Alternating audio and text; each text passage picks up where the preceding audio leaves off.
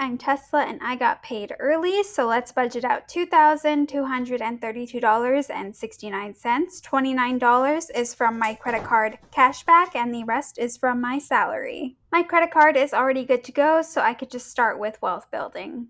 This month is going to look possibly like the largest investing month out of the year, because I used last year's end of year bonus for my Roth IRA, and then I was going to contribute $330 per check so I could finish out my Roth IRA early. However, I no longer think that's a good idea. Last year, I was investing $1,300 per month, and I didn't do this on purpose, but I realized that if I was going to put $320 in my 401k, in my HSA, and then put $660 a month into my Roth IRA, that is still $1,300 per month. That's not slowing down at all. I just can't seem to get away from that number. Starting in February, I'm going to do $250 per check because I don't want to finish my Roth IRA early after all. Even if I hit my investing goal, I'm going to want to push past it. Just like last year when I convinced myself to keep going, because for me, it's less about hitting the end number and just about the monthly habit of assigning something into investing. So it's better for me to keep pace and have more flexibility per paycheck and finish everything right at the end of the year. It's great to invest $1,821 in 1 month, but I don't want to see myself doing that again unless I have extra income. For savings, I always want to even out my month ahead funds. That's $945.05. And then furniture says $97.02, and emergencies wants $38.09. My auto care fund is negative $777.58 because I had to pull out of auto care, and I will get into that shortly. Despite saving $1,291 this paycheck, I am still negative $467 overall. For transportation, I came in just under $40, and I'll assign another $40 for the next 2 weeks because I don't think I'm going anywhere out of town. I've already paid to refill up my tolls and my insurance, but I'm going to assign another $15 here because of parking. I booked myself something for my birthday. I'm not going to assign anything more to service because I already spent $977.58. I needed an oil change, and that was like $77, which I didn't know was so expensive.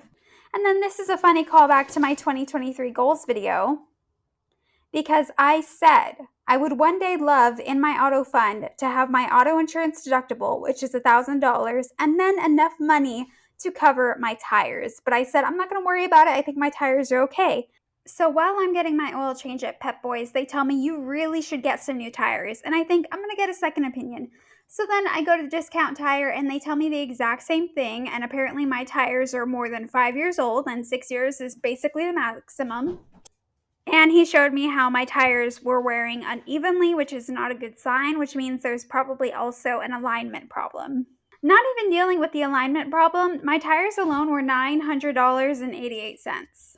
So that was basically almost my entire auto fund, because didn't I say in my last video, it is impossible to not spend a lot of money on a car.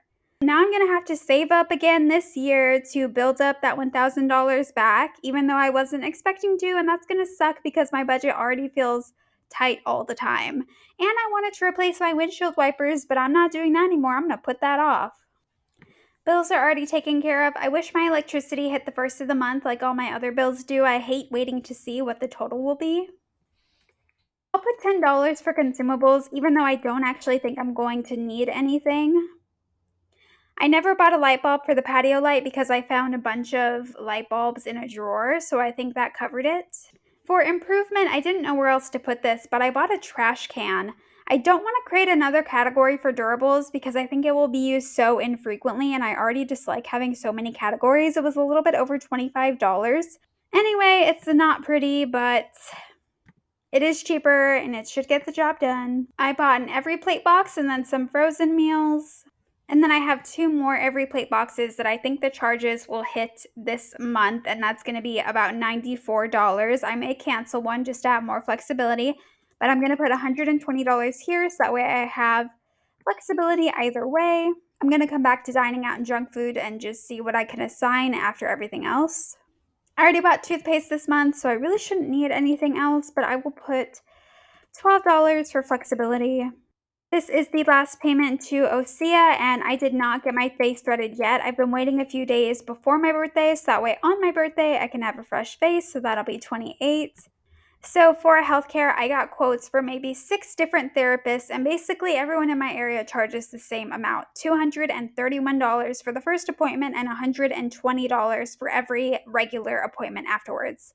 So that's going to be a lot of money. I don't know why my dumbass decided to do an HSA like with a 4K deductible the same year that I'm trying to fix myself. That was not a smart call. I wanted weekly therapy, but at this rate, I'm just going to be depressed and poorly dressed forever. But I will assign 150. And then the rest I can pull from my health fund. I can swing 120 from my regular checks, but 231 is kind of a big ask for me. I also need to go to like a physical doctor because I don't think I've shared this yet, but I have been deaf in my right ear for about 4 months now.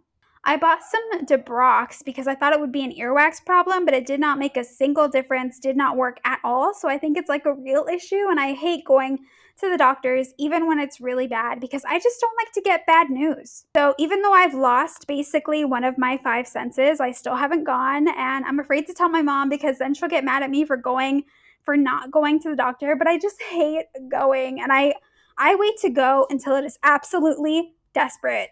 Like, hence why it's taken me 26 years to get therapy. So, I'm not gonna worry about the ear thing this month. I hope that by March I can just convince myself to go. Maybe February, but we'll see. This sucks. Okay, moving on. Giving. So for presents, I said that I was the only person that should be getting presents this month, but everything in this category is me spending money on other people. Go figure. I did get myself a big gift, but I actually placed it under entertainment. I thought I would do something small, like a book, but the lie detector determined that was a lie. I also lent someone $1.81. I did convince one person who owes me money to join my wine app together, so hopefully they get it together and pay me back. I already bought Chip Flea shampoo, so I think he won't need anything else. I saw The Whale and Puss in Boots this month, and then I bought 3 tickets to local plays for $123. That's basically $41 a play, which I think is pretty reasonable. That's the reason I needed to pay for parking because I'm sure that theater charges for parking, and I'm going to see one of the plays on my birthday, but I cannot assign anything else to entertainment because that was already just a very big birthday purchase. I can't assign anything to hobbies either, so I already bought 2 spreadsheets from Etsy. One was the net worth dashboard I showed in my last video, and the other is a really pretty reading tracker. So Storygraph already tracks all of my stats, and I think I'll share my 2022 reading stats and then my 2023 TBR in a later video, but I just couldn't resist buying another tracker, even if it's the same information. If it's color coordinated, I want it. So clearly, I need some hobbies that get me out of Google Sheets, so I'm gonna pause this category for now. So I looked back at all my miscellaneous purchases for 2022, and it was pretty much either Google Sheet templates or it was technology related stuff. So that's why I added a hobbies category, and I changed my rare expenses category to technology related. So I'm learning and refining already. Under miscellaneous, I did buy a Canva portfolio template. I've been struggling to figure out how to best display my portfolio. In college, I worked at a newspaper as a writer and editor, and I also worked at the local radio station and TV station. And then professionally, I transitioned to marketing where I coordinated advertising deals, and then I designed those advertisements along with social media management, press releases, and I did their photography. So I have like a little bit of everything. There are website templates for photographers and videographers and social media managers, not really templates for writers, but it's like, how do I convey all of it together? Especially for a multimedia project, like when I did a brand launch at my current company, I did email campaigns, I did social media build-up, graphic design for the collateral, scripts for videos. Like it all works together, but I don't know how to show that I have several different skill sets within this one like dynamic project. And the portfolio I bought was actually a writing portfolio because maybe I'm thinking I need to have a separate portfolio for every single skill, even if some of the items interact together. I just don't know. I'm struggling with that right now. But aside from all of that, miscellaneous can have another 40. I'm not going to assign anything more to tech, but I have some good news. I don't know if you've ever noticed, but I don't pay for my own phone bill. My stepdad hunts for deals, and about every other year we switch phone carriers to get a new deal, and we always end up with a family plan that has a free line, and I always get the free line.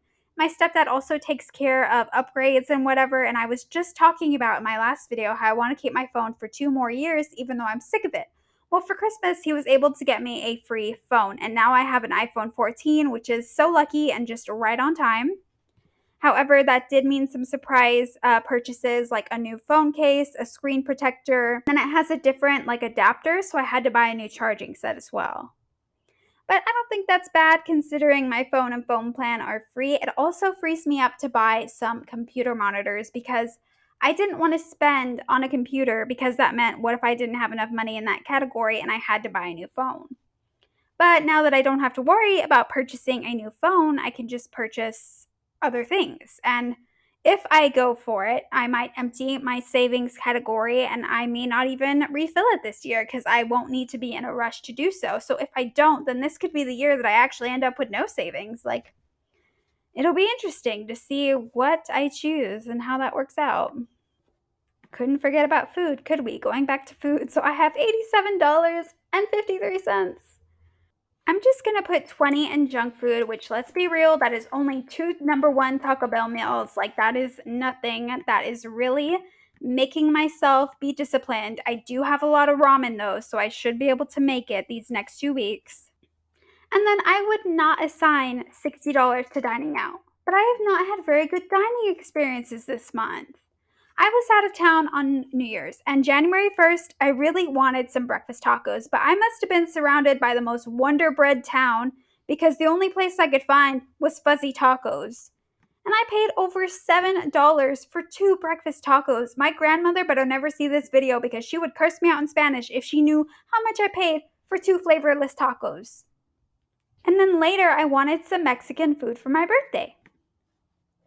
I thought that would be my nice meal. So it was 3 p.m. that day. I hadn't eaten. I was starving and ready to sit down because I was 45 minutes away from home and I was gonna faint, honestly. And so I get in the restaurant. It's called Fajita Pete's that I had never heard of, but it had a 4.5 rating. And so I thought I would give it a try. But I get in there and they say there's no dining service, only takeout. And I'm in an unfamiliar part of town, so I don't want to search for more food. So I spend $23 on a fajita plate. I'm trying not to pass out on the way home. And then once I am home, I am too hangry to enjoy the food. The salsa was not spicy. The rice was not flavorful. The fajita meat was fine, but I don't know. I just can't believe that I wasted some of my birthday money meal on the Chipotle of fajita meals. And then after I saw Puss in Boots with a friend, they wanted to go to Papa Dough, which by that point I was lower on dining out money. I went because I had never been before, and Megan Thee Stallion mentions it in one of her songs, and that food was good for $29. I got the more affordable pasta. That was the most affordable thing on the menu just about, and I didn't get any drinks. So it still didn't really feel like a treat yourself kind of meal. And so it's a little excessive to assign a whole nother $60 to food. Maybe. But I don't know. I just didn't get to really go after it like I wanted to. And $60 is not even that much, actually. Hopefully, a friend or a relative either takes me out to eat or gives me more money for food. I kind of doubt it though, because even though my birthday is an entire month after Christmas, people still try to combine the holidays and say oh, well, my Christmas gift counts as your birthday gift, which is such a cop out. January babies, it's not fair. That $7.53, I'm just gonna put it back into, I should put it back into savings, but I'm gonna put it into miscellaneous just for that little bit of extra buffer. So that's what I've spent so far, and that is what I expect myself to spend for the rest of the month. If I go a little bit over, I won't be too upset with myself because it is my birthday month and I am a national treasure, but hopefully I have a little bit of self-control. So wish me luck, and I hope you have a great rest of the month. And if it's your birthday this month, have a happy birthday. Maybe I'll even use some of my birthday money, if I happen to get any, to put it back into auto care so that way I don't have to worry about it for the rest of the year. We'll see how that goes, but I will talk to y'all later. Bye.